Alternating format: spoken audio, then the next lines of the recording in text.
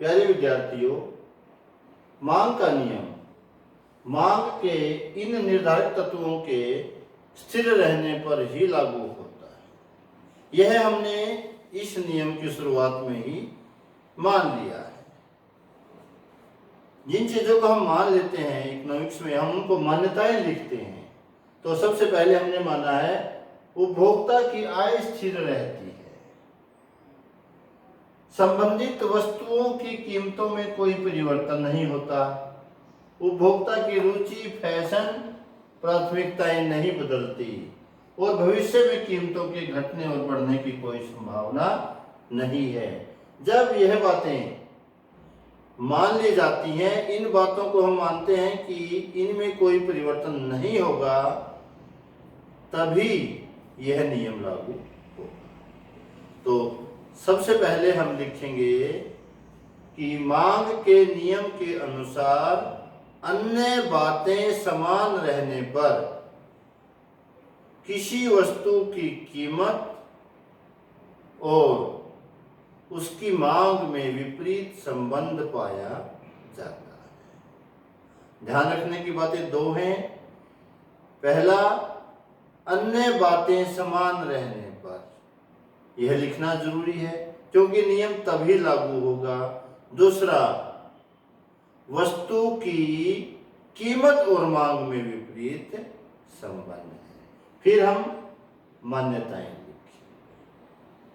सबसे पहले मांग के नियम का अर्थ, डॉक्टर मार्शल के अनुसार अन्य बातें समान रहने पर किसी वस्तु की कीमत और उसकी मांग में विपरीत संबंध पाया जाता है। फिर मान्यताएं लिखेंगे। उसके बाद फिर हम इसको एक्सप्लेन करेंगे, व्याख्या करेंगे।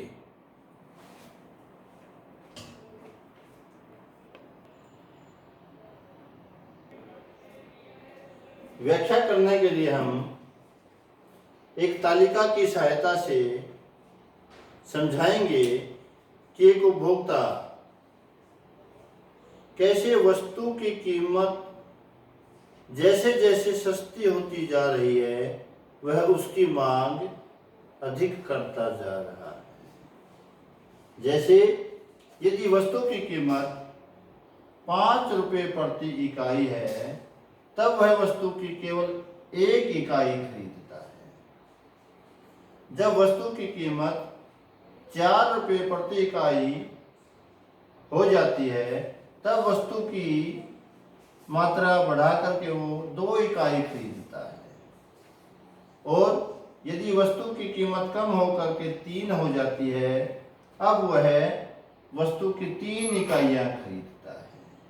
और जब वस्तु की कीमत कम होकर 2 रुपये प्रति इकाई हो जाती है, तब वह वस्तु की 4 इकाइयां खरीदता है। और यदि वस्तु की कीमत कम होकर के 1 रुपया प्रति इकाई रह जाता है, तब जो है वो है वस्तु की 5 इकाइयां खरीदता है। तालिका से स्पष्ट है, जैसे जैसे कीमत घटती जा रही है, उपभोक्ता की वस्तु खरीदने की मात्रा, जिसे हम मांग कहेंगे, वह बढ़ती जा रही है। तो वस्तु की कीमत और मांग में विपरीत संबंध है। जैसे जैसे कीमत कम होती जा रही है, 5 रुपये प्रति इकाई कीमत पर जहां वह केवल 1 इकाई खरीदता था, वहीं जब कीमत घट करके ₹1 प्रति इकाई रह जाती है, तब वह 5 खरीदता है। तो तालिका से स्पष्ट है कि अन्य बातें समान रहने पर उपभोक्ता जैसे जैसे वस्तु की कीमत कम होती है, वस्तु की मांग अधिक करता है, अर्थात वस्तु अधिक मात्रा में खरीदता है। इसी तालिका को हम रेखा चित्र की सहायता से भी दर्शा सकते हैं। जैसे उपभोक्ता एक्स अक्ष पर जो है हम ले लेंगे मांग। वस्तु की मांग को हमने एक्स अक्ष पर ले लिया है इकाइयां। ये लिखना जरूरी होता है प्यारे विद्यार्थियों कि हमने वस्तु को कैसे मापा है। और यहाँ पर वस्तु की हमने कीमत ले ली। कीमत हमने कैसे ली है? रुपीज में ली है। कीमत को लिया है हमने प्रति इकाई कितने रुपए की एक वस्तु है, कीमत रुपीज में, और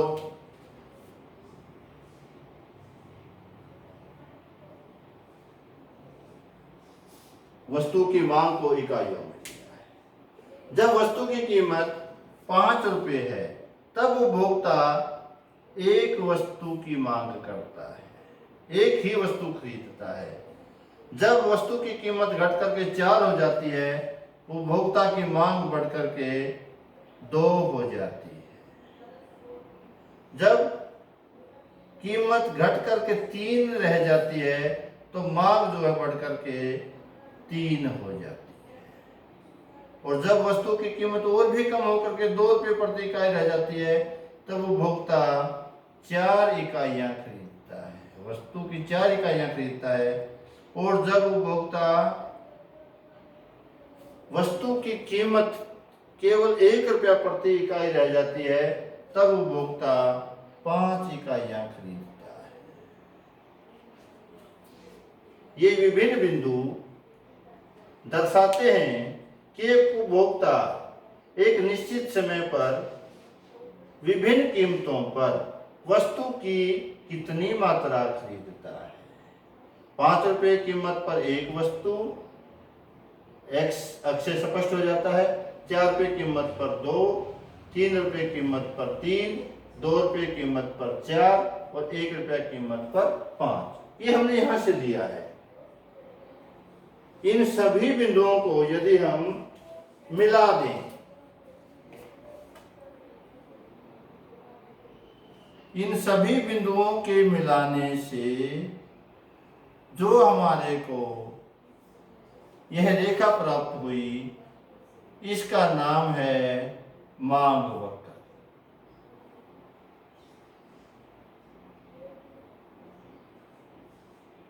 जिसको नाम देंगे हम डी डी।